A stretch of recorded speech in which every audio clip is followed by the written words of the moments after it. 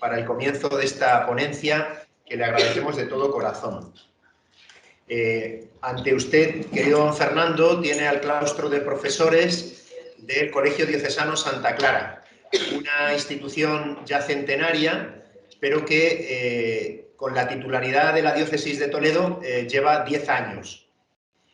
Ante usted tiene profesores y maestros desde infantil hasta bachillerato y pues un claustro de más de 50 personas y un colegio con 800 alumnos, de los que estamos pues verdaderamente agradecidos al Señor y a sus familias por la confianza que han depositado en la Iglesia diocesana al confiarnos la educación de sus hijos. Y bueno, pues querido claustro, ante vosotros tenéis a don Fernando Chica Arellano, español, nacido en Mengíbar, Jaén, y un sacerdote que tiene 35 años, ¿verdad?, desde que fue ordenado. Él es el representante de la Santa Sede. El Papa Francisco le nombró observador permanente de la Santa Sede ante las 3 agencias internacionales de agricultura y alimentación. Es el representante ante Naciones Unidas de la Santa Sede y, bueno, pues es un orgullo para nuestro centro tenerle con nosotros a través de este encuentro y poder aprender, disfrutar y, sin duda, hacernos eco de las inquietudes que la Santa Sede y el Santo Padre pues tiene en este tema de la fraternidad y la situación actual. Le agradecemos este esfuerzo también que usted hace pues para en esta tarde estar con nosotros. Y sin más, pues cuando quiera puede comenzar, don Fernando. Muchísimas gracias. Bueno, lo primero que yo tengo que decir es buenas tardes a todos, y para mí ha sido pues un honor recibir esta invitación que acepté con mucho gusto, en labios de don Emilio, al que saludo, y en su persona saludo pues a todos esos alumnos que ustedes como profesores intentan pues educar cada día, no sin esfuerzo, porque la tarea que llevan entre manos me parece a mí que es de las más arduas, complicadas y a la vez imprescindibles que hoy se puedan llevar adelante. Espero que mi voz llegue bien. No sé si me oyen con claridad, con nitidez. Yo, pues, este sería mi deseo. Pensando, pues, qué podía yo decirle a ustedes en esta tarde, don Emilio me hablaba de la labor que ustedes están haciendo con esta última encíclica del Papa, Fratelli Tutti, esta expresión que San Francisco de Asís utilizaba para dirigirse a sus interlocutores, hermanos. Una expresión bellísima que naturalmente tiene en su fundamento pues la raíz todavía más bella de la paternidad de Dios, porque no hay verdadera hermandad y alzar los ojos a Dios, Padre de todos, que nos hace a los demás hijos, criaturas, iguales en dignidad y unificados en la misma vocación, que es la de construir un mundo mejor, un mundo en donde el reino de Dios se haga presente, germine, florezca y dé semillas que vuelvan pues nuestra convivencia pacífica, serena, concorde, que hagan de la Tierra, ese planeta que salió de las manos de Dios, como un jardín, no lo olvidemos.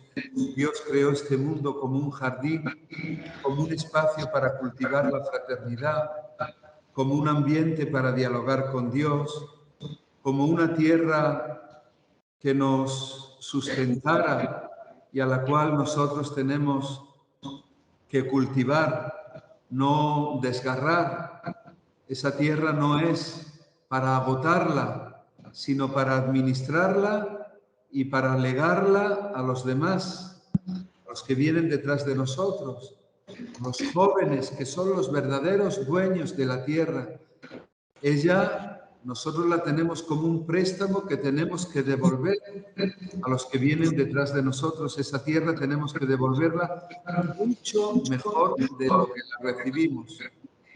No como un conjunto de porquerías ni como un cúmulo de basuras, sino como un espacio donde la belleza reine y donde verdaderamente haya espacio para el estupor, para la admiración, para la contemplación, para unir nuestras manos, tejer de forma artesanal, constructiva, positiva, pues un ambiente en donde nadie quede postergado,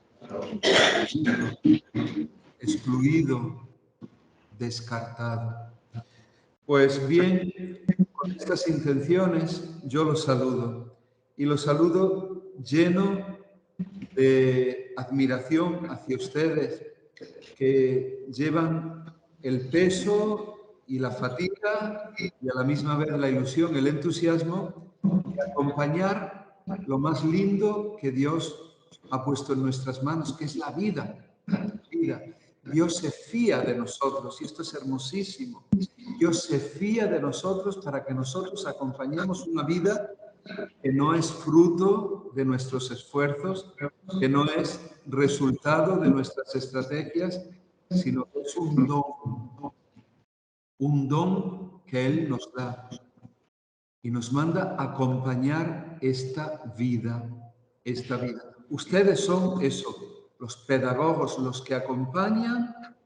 Pedagogía es eso, paidos, agó, significa el que acompaña a los niños, a los jóvenes, a las nuevas generaciones, acompañar. Y aquí empiezo mi primera propuesta. Ustedes tienen la tarea de acompañar a estos niños. Y acompañar a estos niños, a estos jóvenes, a estas chicas, requiere 3 cualidades. En ocasiones ustedes tendrán que ponerse a la vanguardia de estas chicas, encabezando la fila de estas chicas y de estos chicos y de estos muchachos y de estos niños y de esta infancia y de esta juventud. En el primer puesto. Y ahí a ustedes les toca abrir horizontes. Ahí a ustedes les toca descubrir planteamientos que sean sólidos y serios. Ahí a ustedes les toca ser espejos, donde ellos se podrán mirar. Por tanto, recuerden que su enseñanza no puede ser sencillamente abrir la boca, sino testimoniar. Y el testigo acompaña la palabra con la vida. No hay peor servicio que podamos prestarle a nuestros alumnos que la esquizofrenia de decir algo oralmente y que luego nuestro ejemplo pisotee o sea un contrasigno de lo que nosotros hemos dicho. Por tanto, ese primer puesto de la compañía, de estar en la vanguardia como brújulas, como motores que tiran del carro, que abren camino, que señalan ideales, que apuntan a la excelencia y a la superación, que no se duermen ni se instalan en el gris de la mediocridad o de la tibieza o de lo que es peor, de la ambigüedad. Es estar en el primer sitio, lleva para ustedes un esfuerzo titánico. Pero a veces el esfuerzo educativo hará que ustedes vayan a lo último de la fila. Porque Dios nos dio unos ojos que ven hacia adelante, no los tenemos en la nuca.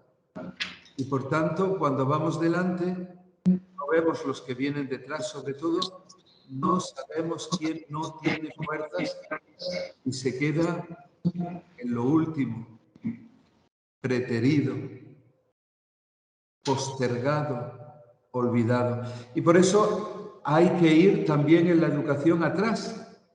y ponerse no simplemente en el pellejo, en la situación, en la mente, en el cuerpo, de los que sacan 10 y por tanto son los mejores.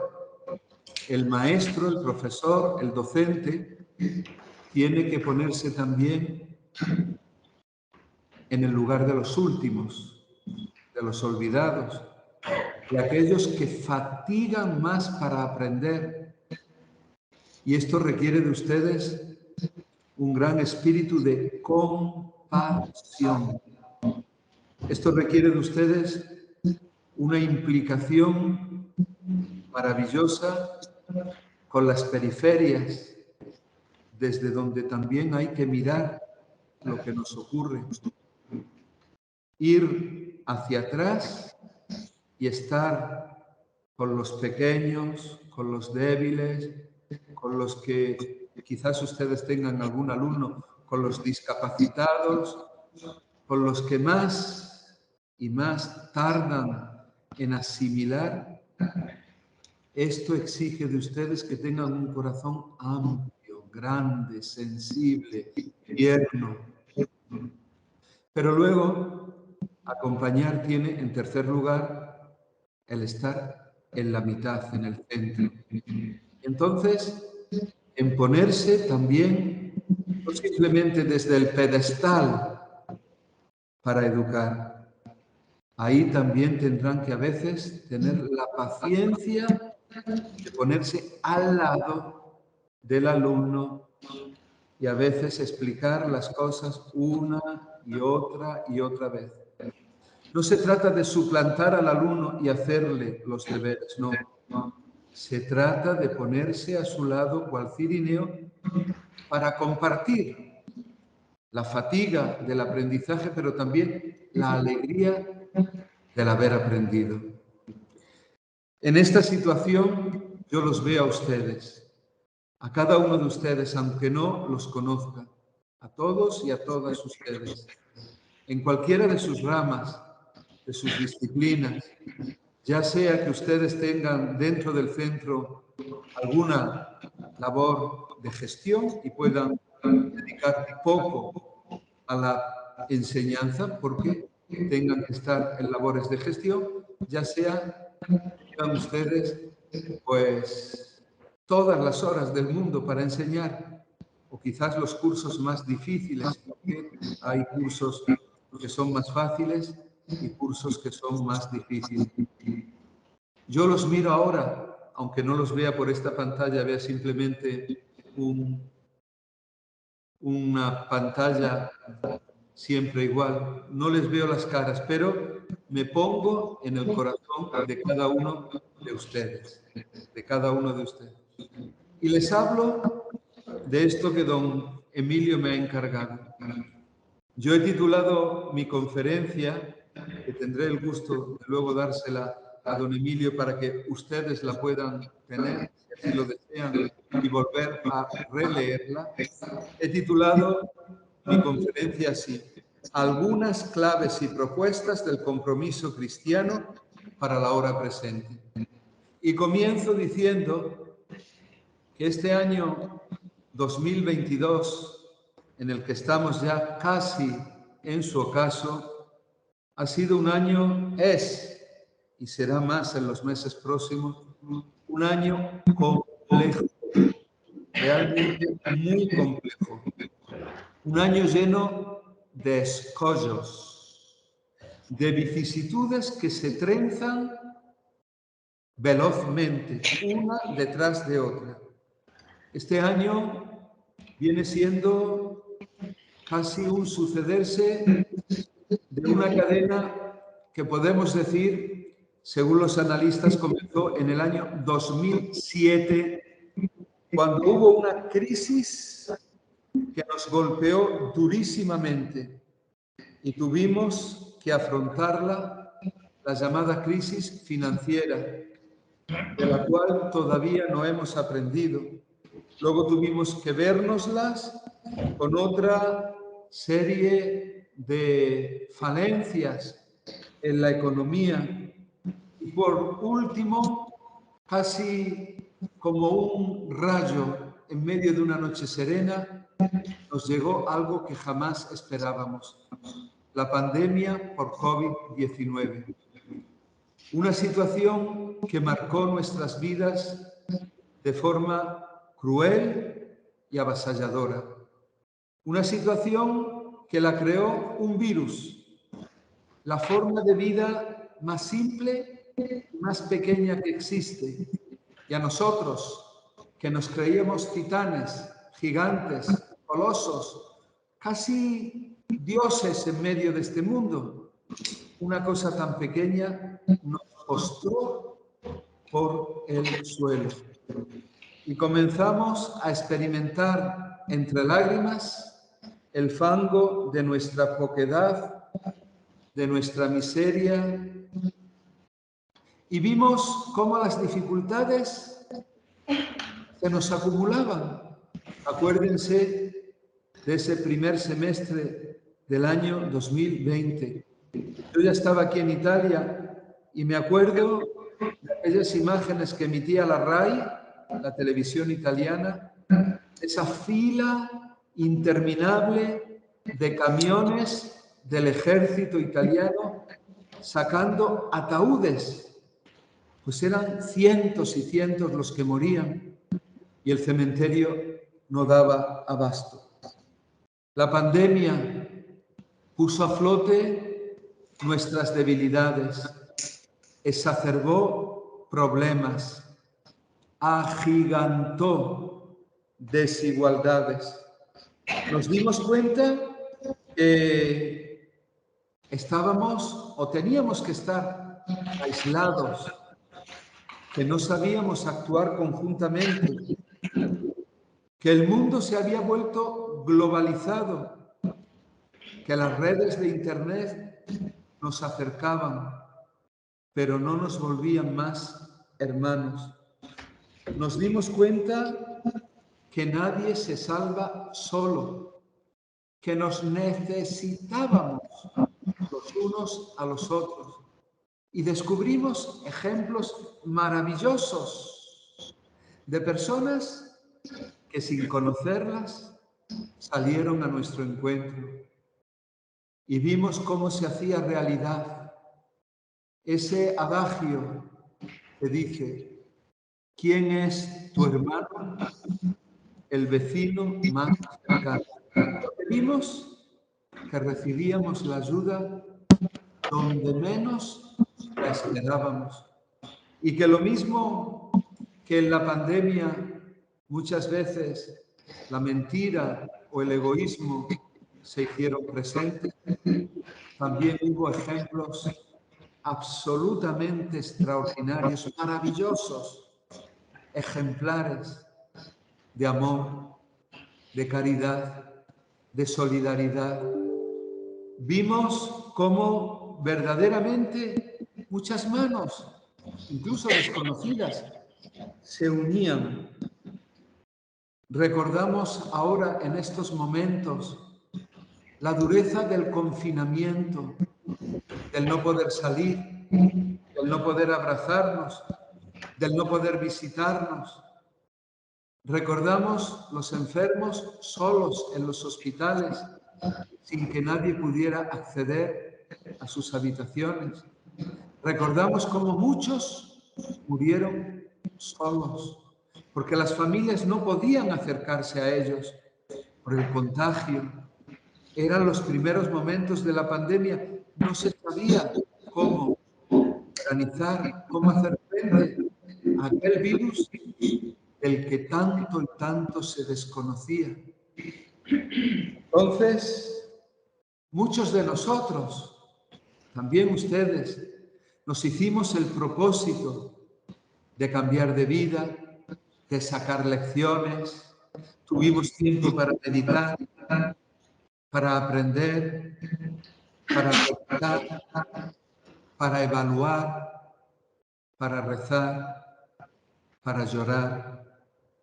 Tuvimos mucho tiempo, quizás era lo que más teníamos. No podíamos ir al trabajo, no podíamos salir, no podíamos dar un paso. Teníamos que estar en una habitación incluso en la misma casa, no podíamos, si estábamos contagiados, ver al otro. Y decidimos aprender. Pero ahora ya han pasado meses y estamos poco a poco volviendo a la normalidad. Estamos retomando otra vez la vida y estamos adquiriendo nuevamente unos hábitos que habíamos perdido. Pero hemos aprendido las lecciones de aquella pandemia, las hemos interiorizado o sencillamente aquello fue una falsa piedad que como la memoria se esfumó. Decimos pandemia y no epidemia porque el virus atacó a todos. No hay país en donde no se hizo presente. No hay clase social a la que no afectara. Fue algo global. Jóvenes, ancianos, ricos, pobres. Hablaban una lengua, tenían un color de ojos distintos, los cabellos diferentes, pero el virus acomodó a todos y se extendió, siendo un fenómeno global, profundo, incisivo.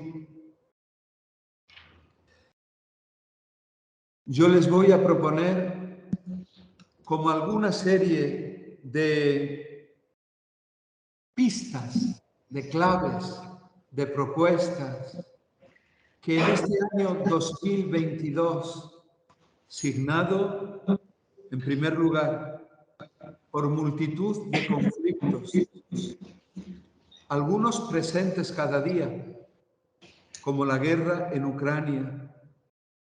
No hay telediario, ni servicio radiofónico, ni visita a Twitter, en donde Ucrania nos salga de alguna u otra forma con el reguero de muerte y de destrucción que eso está llevando.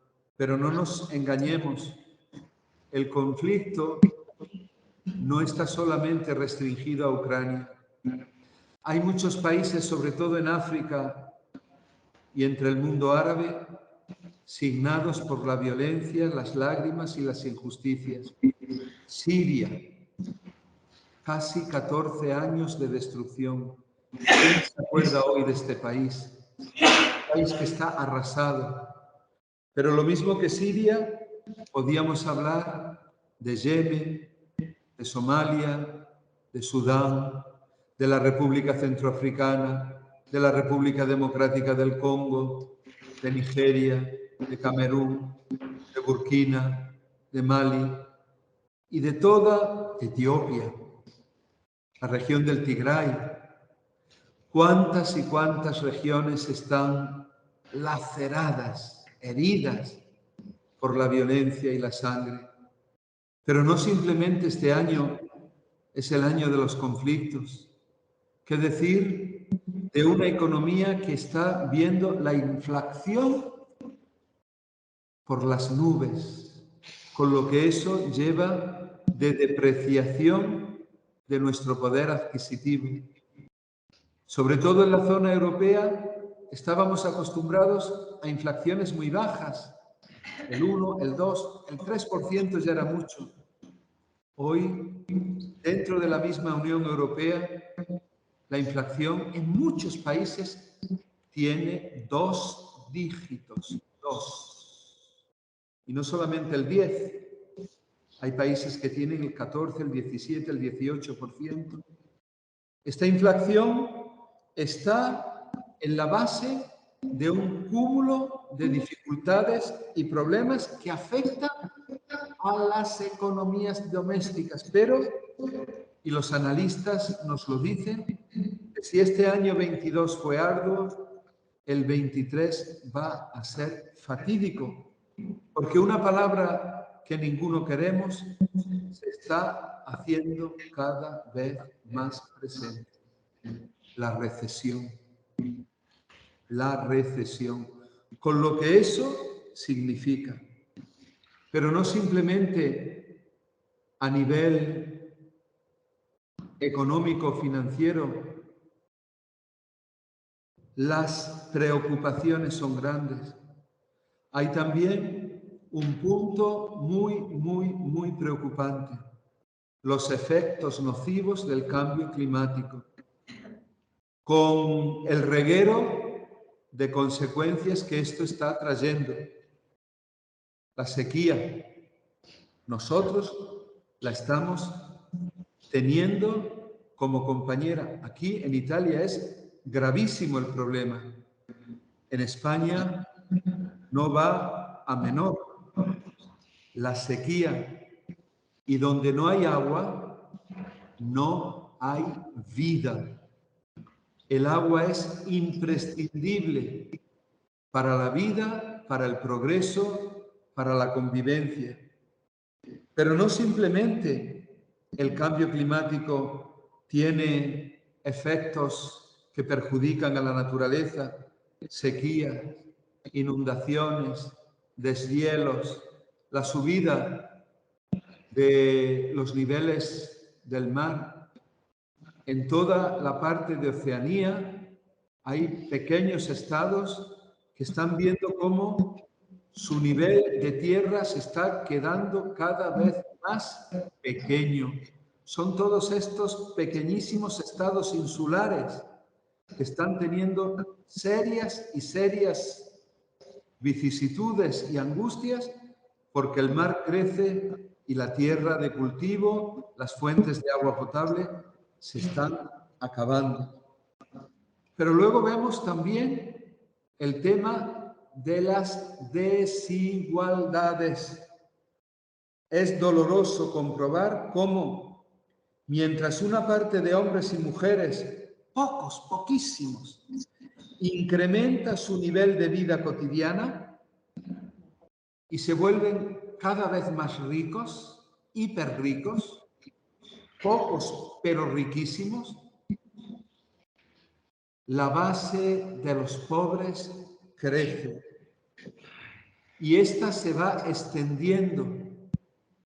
Cada vez más son los que soportan y soportan con mucha dificultad las angustias de no llegar a final de mes, de no poder tener un pedazo de pan en su mesa, de no poder alimentar o nutrir a sus hijos. Los hambrientos están creciendo. Cada 4 segundos muere una persona de hambre. En estos 29 minutos que yo llevo hablando, imagínense ustedes las personas que ya han muerto de hambre. Es algo inaudito, pero nos hemos acostumbrado a que el flagelo del hambre sea casi como una música de fondo. Nos hemos acostumbrado y pensamos que estos ambientes están lejos de nosotros. Y sin embargo, Cáritas nos avisa de que el hambre está llegando también a nuestro primer mundo. A nuestro primer mundo. No hay nada más que oír los informes de Cáritas o de Manos Unidas. Es decir, mientras unos pocos lo tienen todo, muchos no tienen nada. Y hay una cantidad de víctimas que están formando parte de lo que pudiéramos decir el contradesarrollo. Todo lo contrario a lo que San Pablo VI dijo claramente cuando afirmó que el nuevo nombre de la paz es el desarrollo en la justicia social. En este contexto duro, que ustedes quizás ahí en Ocaña, en Yepes, en toda la parte de Toledo, de Madrid, donde ustedes se muevan, pueden poner con otra serie de connotaciones, con otra serie de perspectivas, que sin duda alguna ustedes conocerán en primera, en segunda, en tercera persona. En este contexto, El compromiso cristiano, nuestro compromiso como bautizados, puede pasar por cultivar lo que yo llamo la cultura del encuentro, la cultura del cuidado, la cultura de la solidaridad, la cultura de la hospitalidad, la cultura de la paz, la cultura del aprendizaje. Son pistas que he aprendido leyendo el magisterio pontificio y la doctrina social de la Iglesia. En este contexto que vivimos, en medio de nuestras vidas corrientes, entre esfuerzos y anhelos, entre esperanzas y lágrimas, entre retos y a veces monotonía, estas pistas que yo brindo ahora de forma breve y sencilla, quieren ser para ustedes como acicates, es decir, como aguijones pujantes que espolen su entusiasmo. No olviden que la palabra entusiasmo es una palabra griega que significa tener a Dios dentro. Es decir, con la ayuda de Dios, cultivemos estas pistas que yo les ofrezco. Pistas que quieren reavivar los momentos más duros de la pandemia, donde todos nosotros nos hicimos seguramente muchos buenos propósitos, muchos buenos deseos que debemos de llevar a la práctica, no simplemente tenerlos en el mundo de la abstracción, de los deseos, en el mundo del conato que no llega a verificarse, no.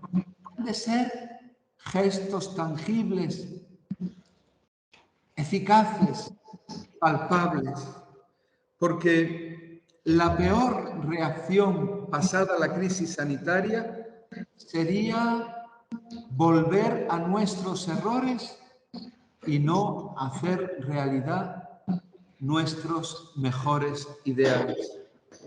Lo peor que podríamos caer es en repetir lo que nos daña y no en acompañar las buenas propuestas que seguro que han nacido en nuestro corazón. Sería muy triste volver a esa fiebre consumista, a ese consumismo compulsivo, a ese egoísmo, a esa autorreferencialidad, a ese cultivar y conjugar los verbos en primera persona. Yo, olvidando que el verbo también tiene un tú, un él, pero sobre todo un nosotros, que nos vuelve familia, comunidad educativa, que son lo que son ustedes, parroquia, diócesis.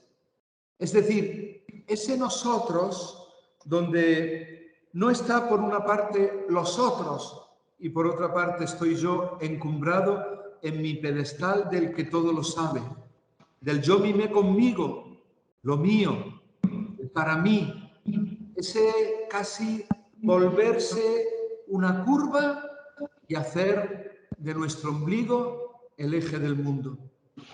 Si durante nuestra vida tuvimos períodos en los que casi nos sentimos Ptolomeos, es decir, aquel sabio que 3 siglos antes de Cristo en Egipto llegó a la convicción, mirando las estrellas, que la Tierra era el centro y que el Sol giraba alrededor del planeta, hoy ha llegado el momento de ser copernicanos, es decir, de salir de nosotros mismos y decir, no, el centro no soy yo, cual tierra que atrae todo hacia mí.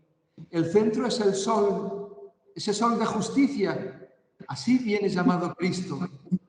Es Dios el centro y yo tengo que rotar en torno a su voluntad, que darle espacio en mi interior a Él, porque el verdadero progreso, el verdadero, surge cuando Dios ocupa el centro del corazón del hombre.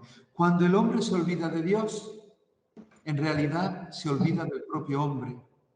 Y nuestras grandes derrotas como humanidad, no tenemos nada más que ir al siglo XX y también mirar a nuestro siglo XXI. Los grandes dictadores son los que se han creído creador y olvidaron que en realidad eran criaturas. Los que se volvieron tiranos y no supieron que eran hijos de un único Padre, que es Dios. Entonces, cuando entramos en dinamismos donde yo, mime conmigo, se centra en el eje y los otros se vuelven casi como puntos lejanos, como estrellas lejanísimas de una galaxia que no nos interesa, por ahí vienen todas nuestras dificultades. Fratelli Tutti, esta encíclica que ustedes en estos meses están cultivando de la mano de don Emilio es justamente lo contrario. Es un grito, el del Papa, que nos pide unir nuestras manos en un clima de fraternidad, que es algo más que la igualdad. Que es algo más que la igualdad. La fraternidad es dar a cada uno lo suyo. La base de la justicia es esta, no a todos por igual.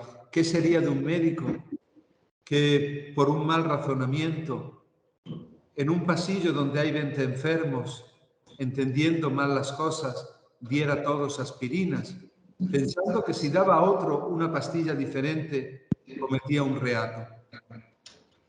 La igualdad, entendida como clonación y hacer a todos iguales y no admitir al diferente ni respetar las propias cualidades, es un engendro que hace mucho mal. En cambio, la fraternidad se basa en la complementariedad, en el respeto, en la ayuda recíproca, la mutua comprensión, en el unirnos para caminar hacia un bien mayor, superior, bien común. El interés general, el panorama que a todos nos acomuna la convivencia fructífera.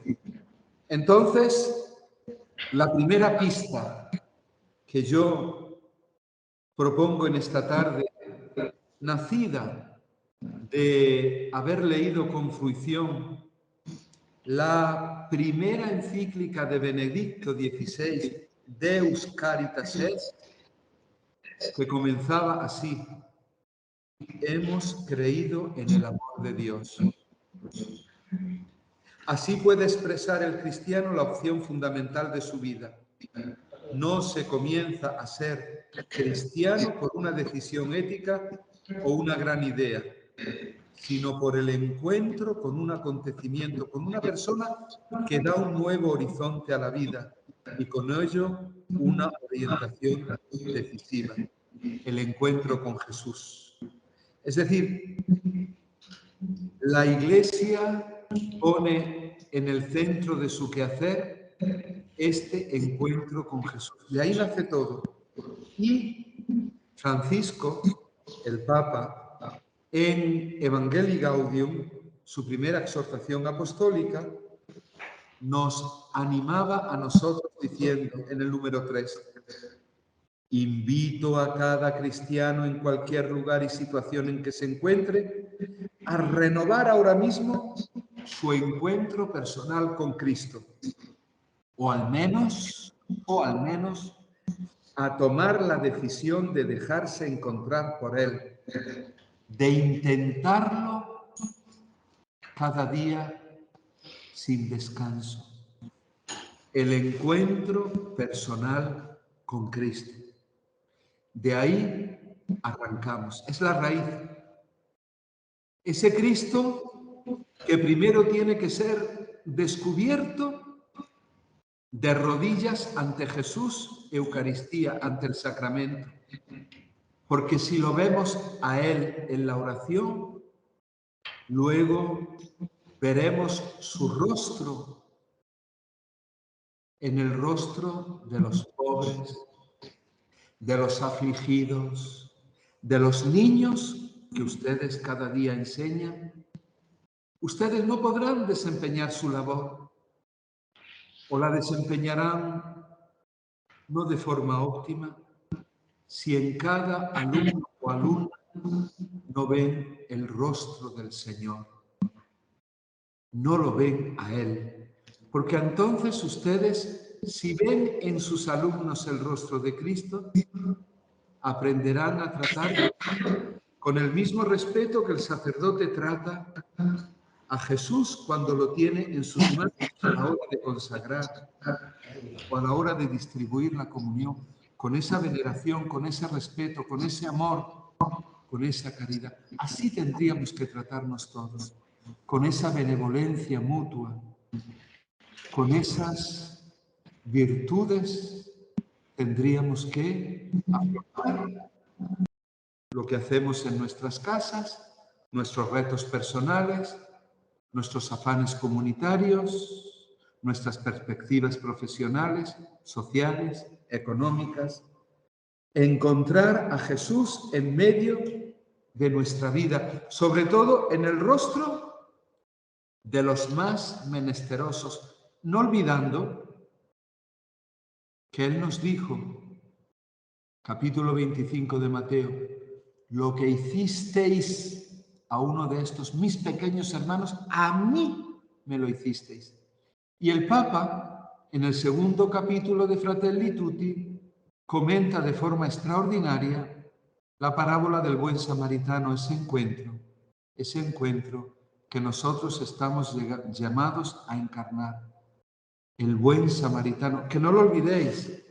Sí, ciertamente tenemos que ser nosotros, pero el primer buen samaritano fue el mismo Jesús, que bajó no de Jerusalén a Jericó, sino del cielo a la tierra, para echar sobre nosotros el vino y el bálsamo del aceite que nosotros habíamos recibido no por unos maleantes cualquiera, sino por el peor de todos los maleantes, que es el pecado. Y Él nos encontró medio muertos, tirados al borde del camino, y nos puso en sus hombros donde luego pondría su cruz, y nos llevó a la posada de su iglesia. Y allí, a cada uno de ustedes y a mí, nos dice, cuida de Él, cuida de Él. Es la cultura del cuidado. La cultura del cuidado es la segunda pista. La cultura del encuentro, la cultura del cuidado. Atención, dice el Papa, la cultura del cuidado. No es la cultura de la explotación. Al otro tengo que cuidarlo, no explotarlo. Al otro tengo que cuidarlo, no tengo que aprovecharme de él. El amor es siempre gratuito.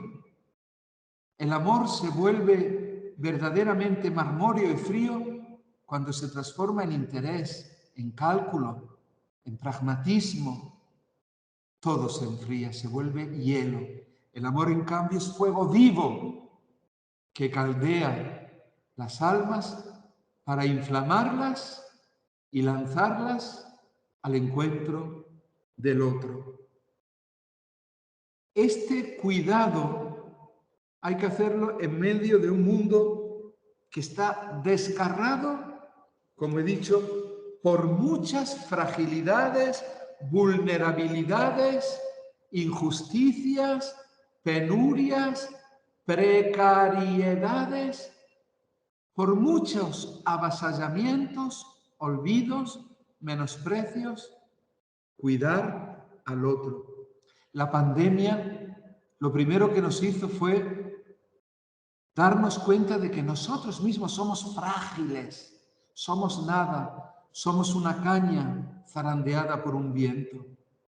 Entonces ese sentirnos débiles quizás despertó en nosotros el implicarnos para salir al encuentro de otros que también estaban en esa misma situación. Cuidar el mundo que nos rodea, no devorarlo, ávidamente, agotando sus recursos, estropeando sus paisajes, talando sus bosques, arruinando el aire que respiramos, contaminando el agua, no, cuidando nosotros mismos, los que nos rodean, la naturaleza que nos fue dada de las manos de Dios. Y esto es muy importante que lo hagamos sintiéndonos un nosotros que habita este planeta que es de todos. La casa es común, la tierra es de todos, también de los que vienen detrás de nosotros. Es de ellos, de estos niños que todavía no han nacido, de estos jóvenes que ahora están empezando. Es de ellos y no podemos legarle a ellos un paisaje, un mundo destruido, un mundo hecho desierto, un páramo, un yermo. Tenemos que apostar no por el negro mortecino, sino por el azul cielo, por el verde esperanza. El amor es el que nos impulsa al cuidado. Y dice el Papa, lo dijo hace pocos días en el mensaje que yo leí con motivo de la Jornada Mundial de la Alimentación, que se celebra el 16 de octubre. El Papa decía, el amor no solamente debe de servir para las relaciones domésticas, privadas, íntimas, debe de también ser el motor del progreso social, debe de ser lo que cohesiona a la familia de las naciones. El amor no simplemente vale para las micro relaciones, sino también para las macro relaciones. Y esto nos lleva, en tercer lugar, a la cultura de la solidaridad, que es la apuesta por el bien común. Atención, que la palabra solidaridad, en su etimología, lleva inscrita la solidez. Es decir, la solidaridad es hacer planteamientos serios, no superficiales, no cortoplacistas. Es decir, nosotros estamos habituados al mantente mientras cobro. Los políticos ponen en marcha iniciativas, medidas que duran lo que dura su mandato. Mandatos de 3 años, de 4 años, de 5 años. Periodos muy pequeños, donde a veces no se construye con esa solidez, sino se construye todo casi como una fachada sin fondo. Se construye todo de una forma muy efímera, que no tiene esa longitud de miras. Los pueblos indígenas, siempre que toman en sus consejos de ancianos una decisión, piensan si esa decisión va a tener repercusión positiva para 7 generaciones. Yo me pregunto si nosotros tenemos esa mirada amplia, como cuando uno tira una piedra a un lago, que esa piedra genera ondas que llegan a veces muy lejos. ¿Somos nosotros conscientes de que nuestras acciones, incluso la más mínima, tienen repercusiones que van más allá de nuestras narices, de nuestro pequeño mundo? Y de que si son decisiones erradas, pueden hacer mucho, pero mucho mal. Por eso tenemos que ser hombres y mujeres de planteamientos sólidos, serios, altruistas, solidarios. Tenemos que tener ojos de profetas que ven más allá y de poetas que ven más hondo. Tenemos que ser hombres y mujeres que cultiven la hondura y también, sobre todo, la perspectiva amplia del corazón grande y magnánimo. Esa es la cultura de la solidaridad. La solidaridad que tiene, como el amor, que servir para las relaciones domésticas, pero también para la familia de las naciones. Alguien definió la solidaridad como la ternura de los pueblos. Y de la solidaridad pasamos a la hospitalidad. Es decir, a esta cultura que nos lleve a desarrollar en nosotros la acogida. Lo primero que tenemos que acoger es la vida. sobre todo la vida concebida y no nacida, la idea del otro. El otro tiene algo que aportarme, el otro me enriquece, el otro puede ser para mí un complemento que me ensanche en mis perspectivas culturales, económicas, personales. El otro no es un estorbo, no es un peso, no es un fardo. El otro es un hermano que camina conmigo y al que yo tengo que acoger. Y naturalmente aquí está todo el tema muy complejo de los migrantes. Es una pena que la migración sea forzosa. Es una maravilla el turismo, es decir, ir a visitar un pueblo porque deseo, porque quiero. Pero cuando ese desplazamiento es obligado, porque me han quitado la tierra, porque me han quitado la paz, porque no me dejan vivir en aquella cultura en la que yo me crié y tengo que verme obligado, forzado a dejar todo. Nosotros estamos abocados al Mediterráneo. El Mediterráneo fue durante un tiempo un foco de cultura, un mar que hermanaba. Hoy, por desgracia, se ha vuelto un cementerio donde miles de personas mueren. Se cuenta por miles. Emigrar forzadamente, de las cosas más tristes que hay en este mundo.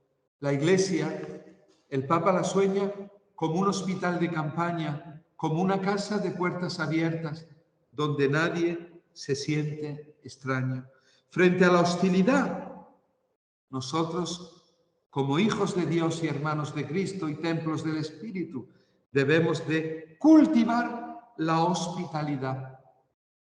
Levantar muros no es cristiano. Fabricar puentes es cristiano.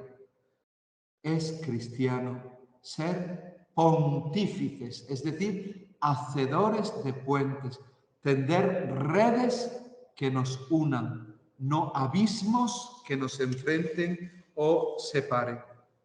Y esta cultura de la hospitalidad nos lleva a otro punto que el Papa en estos días, hoy, está ahora mismo en estas horas, en el Coliseo, en un acto convocado por San Egidio que se llama el grito de la paz.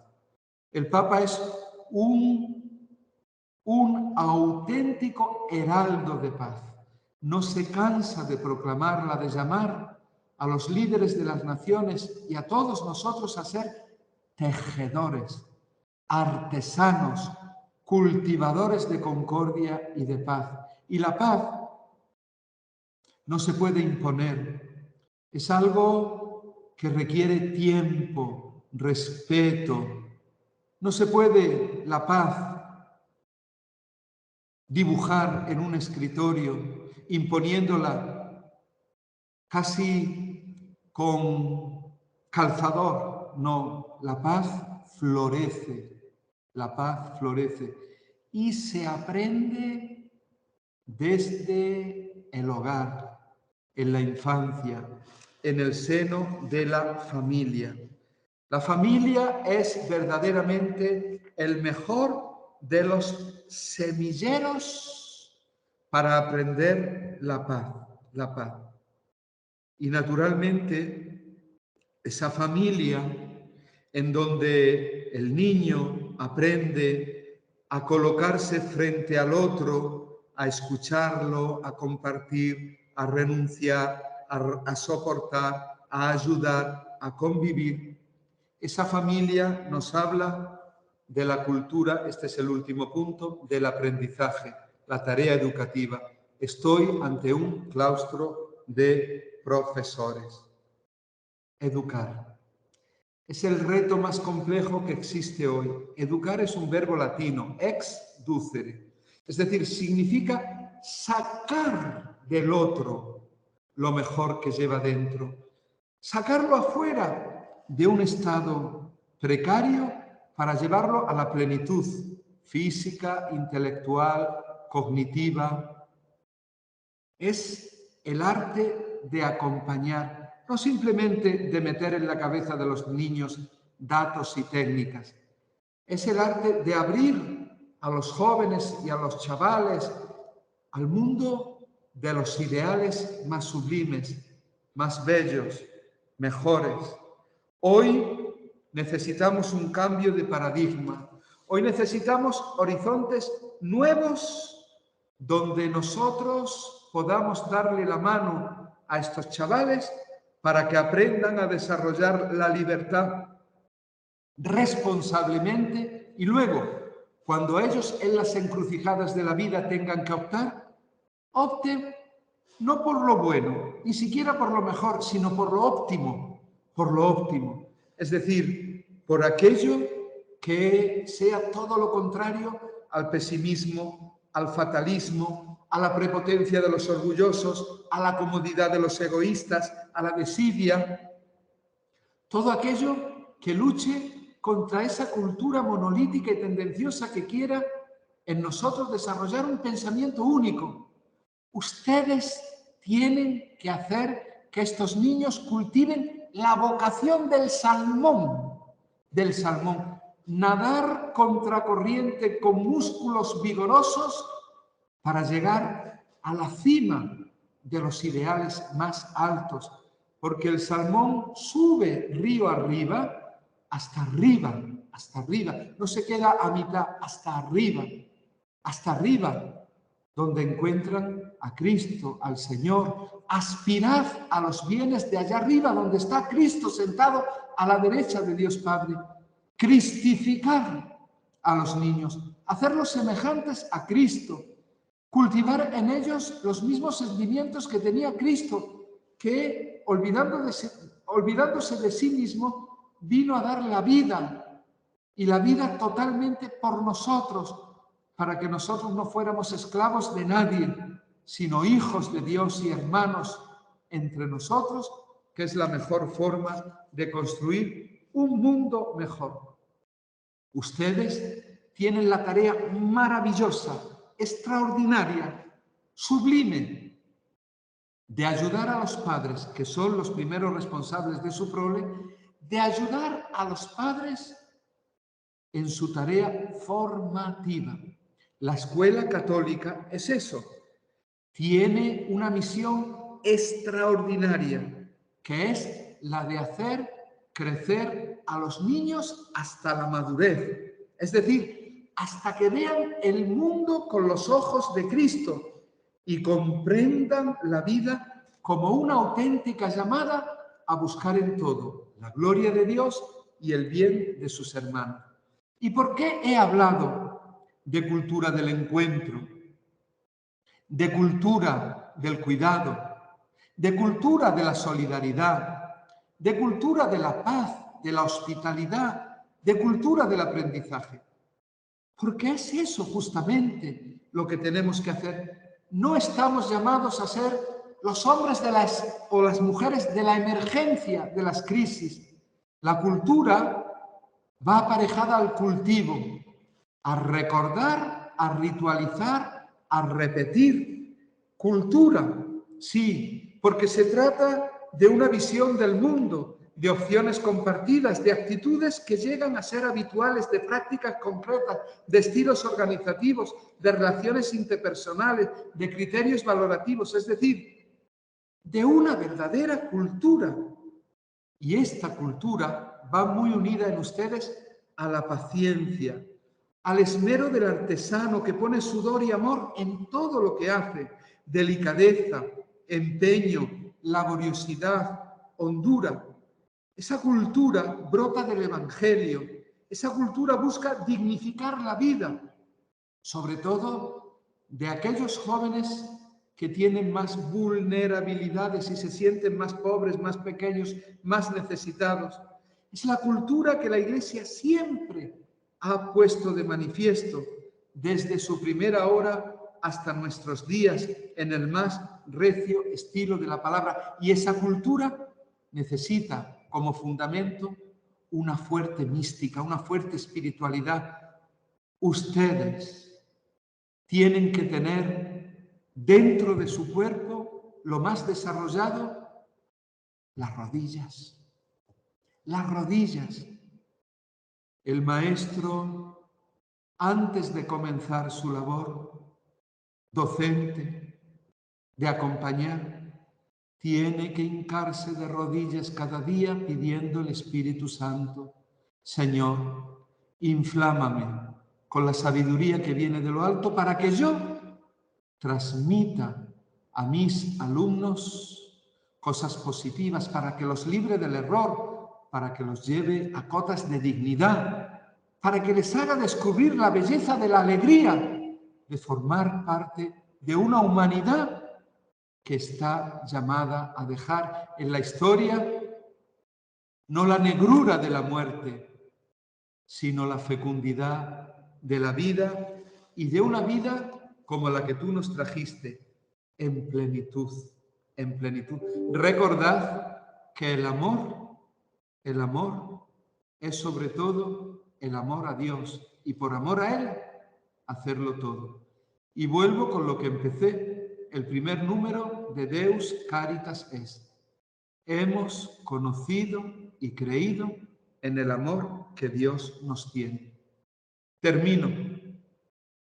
Termino pidiendo a Jesús por ustedes, por cada uno de ustedes, miembros de este claustro del Colegio Diocesano Santa Clara, perteneciente a la Archidiócesis de Toledo, por cada uno de ustedes que son verdaderos héroes. Y ustedes son héroes no porque tengan fama, dinero o éxito, sino porque cada día intentan darse a sí mismos en el servicio a los demás. A estos héroes, a ustedes, el Papa Francisco se dirige con estas palabras, unas palabras que yo he tomado de la homilía que él pronunció el 5 de abril del año 2020. Era un domingo de Ramos, cuando decía a los jóvenes, y yo digo hoy con sus mismas palabras a ustedes: sentíos llamados a jugaros la vida. No tengáis miedo de gastarla por Dios y por los demás. Si gastáis la vida por Dios y por los demás, la ganaréis, porque la vida es un don que se recibe entregándose, y porque la alegría más grande es decir sí, sí sin condiciones, sí al amor, sí sin condiciones al amor, es decir, sí al amor con el mismo estilo con el que lo hizo Jesús. Y Jesús vino a entregarse por nosotros, dice San Juan en el capítulo 13, hasta el límite, hasta el final, sin ahorrar ningún esfuerzo. No ahorren ustedes esfuerzos, porque lo que tienen delante no son papeles, no son metales, no es oro ni plata, son personas, son niños, con sus rostros, con su vida, con su futuro, con sus ideales. Por ellos merece la vida darlo todo. Ojalá que estas palabras del Papa calen en las almas de este claustro y las hagan vida en sus opciones, en sus aspiraciones, en sus juicios, en su quehacer, en definitiva, en su vida cotidiana.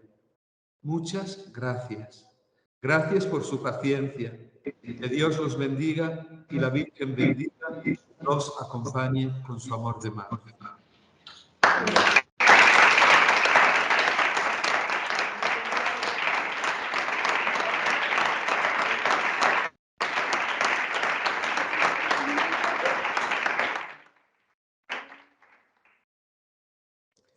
Le entregaré a don Emilio los folios. Muchísimas gracias, don Fernando, porque nos ha dado muchas pistas para nuestra reflexión personal y también como claustro. Te pido permiso para compartir esta comunicación, esta exposición, también con las familias a través de las redes sociales de nuestro colegio, porque es precioso lo que nos ha expuesto y sin duda lo trabajaremos, seguiremos trabajándolo. Y bueno, pues todas estas propuestas de la cultura, del aprendizaje es la última, pero todas las que nos ha ido presentando, de la hospitalidad, de la solidaridad, del cuidado de la creación, del acompañamiento, pues son aspectos que estamos intentando desarrollar en nuestro plan de acción tutorial y en nuestro propio compromiso. Como cristianos, aquí hay pues mucha gente muy joven, mucha gente muy joven con mucha ilusión en esta vocación de la enseñanza. Pues si le parece,